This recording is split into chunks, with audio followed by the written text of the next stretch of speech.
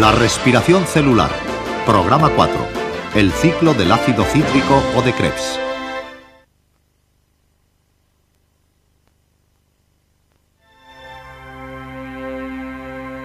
Hace unos 1500 millones de años empezó el primitivo proceso de la glucólisis. Después, a medida que el oxígeno se acumuló en la atmósfera, la vida se fue extendiendo sobre la Tierra. Y la supervivencia dependió de la disponibilidad de grandes reservas de energía, mucha más de la que la glucólisis puede proporcionar.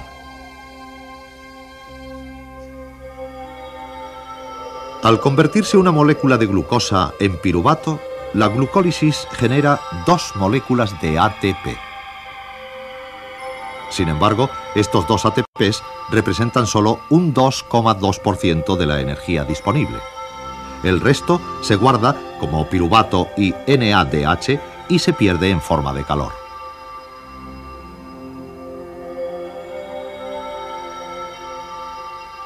En la segunda fase de la respiración celular, el ciclo de Krebs, se libera más energía mediante el metabolismo del piruvato. El ciclo de Krebs obtuvo su nombre del bioquímico británico Hans Krebs, que siguió al piruvato más allá de la glucólisis. Dentro de la célula, el piruvato se traslada desde el citosol y a través de ambas membranas mitocondriales hasta la matriz. El piruvato es una molécula de 3 carbonos, pero el ciclo de Krebs solo utiliza una molécula de 2 carbonos como punto de partida. Así que es necesario un proceso intermedio, la descarboxilación oxidativa, que prepare al piruvato para el ciclo de Krebs. Cuando el piruvato encuentra la coenzima A, el complejo suelta 2 electrones, un átomo de hidrógeno y dióxido de carbono para formar un acetilcoenzima A al aceptar los 2 carbonos. Los electrones y el hidrógeno son recogidos por un NAD+, formando NADH, un portador de energía intermedio. Es en los 2 carbonos del acetilcoenzima A en los que vamos a fijarnos. Primero, vamos a retroceder un poco y a echar un vistazo al ciclo de Krebs.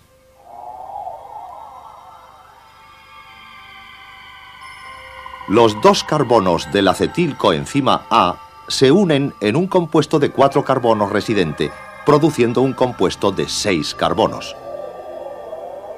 A través de varias reacciones, se liberan 2 átomos de carbono. Pero es la liberación de la energía lo que nos interesa, la energía que hay en el ATP y otros portadores intermedios.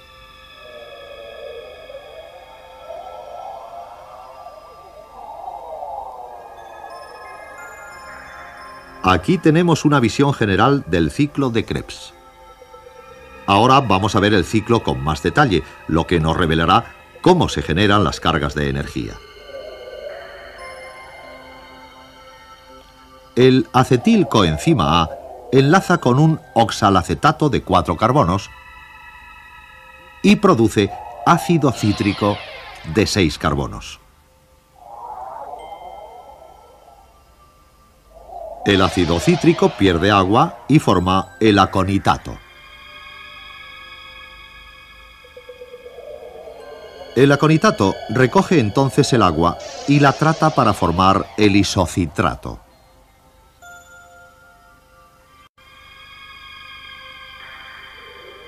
El isocitrato se encuentra con un NAD+, formando un portador de energía, NADH, y oxalsucinato. El oxalsucinato pierde una molécula de dióxido de carbono, formando cetoglutarato de 5 carbonos.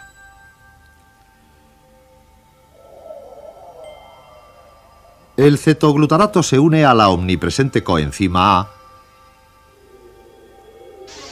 y libera 2 electrones, un hidrógeno y dióxido de carbono para formar el succinilcoenzima A.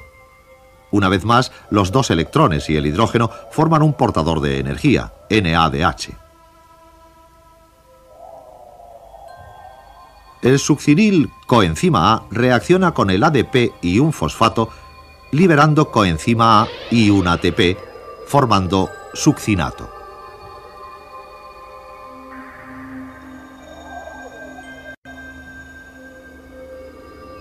El succinato encuentra una molécula de FAD y esta reacción da lugar a un recién llegado, el portador de energía FADH2 y el fumarato. El fumarato, a su vez, reacciona con el agua para dar lugar al malato.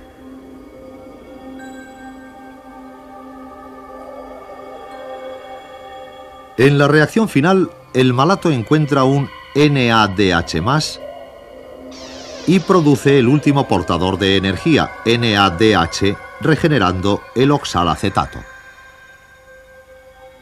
A lo largo de una serie de 10 reacciones escalonadas, el oxalacetato se transforma en distintos reactivos y se recicla otra vez a oxalacetato.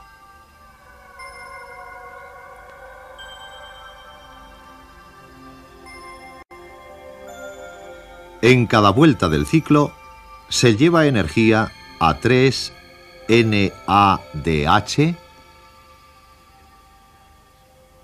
y un ATP. Y un FADH2 resulta expulsado junto con el dióxido de carbono.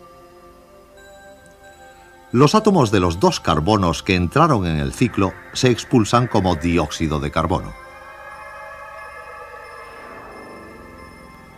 Así que la finalidad del ciclo de Krebs es producir energía útil y así la energía introducida como acetilcoenzima A fue transferida al ATP y los portadores intermedios.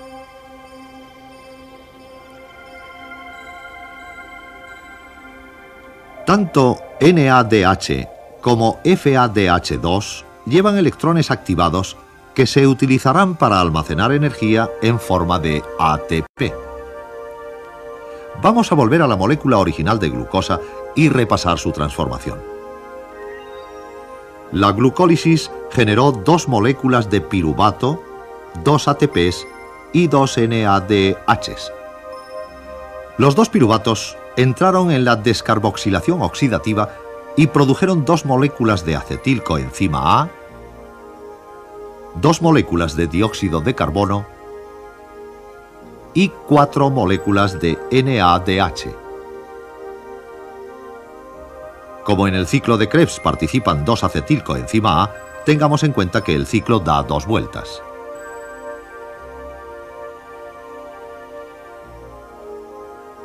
Ahora vamos a hacer lo que suele hacerse con los desperdicios, deshacernos del dióxido de carbono.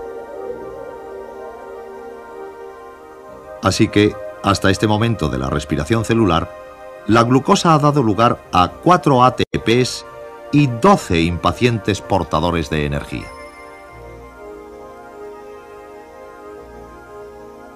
En el siguiente programa veremos cómo estos portadores intermedios de energía entregan una carga de ATP.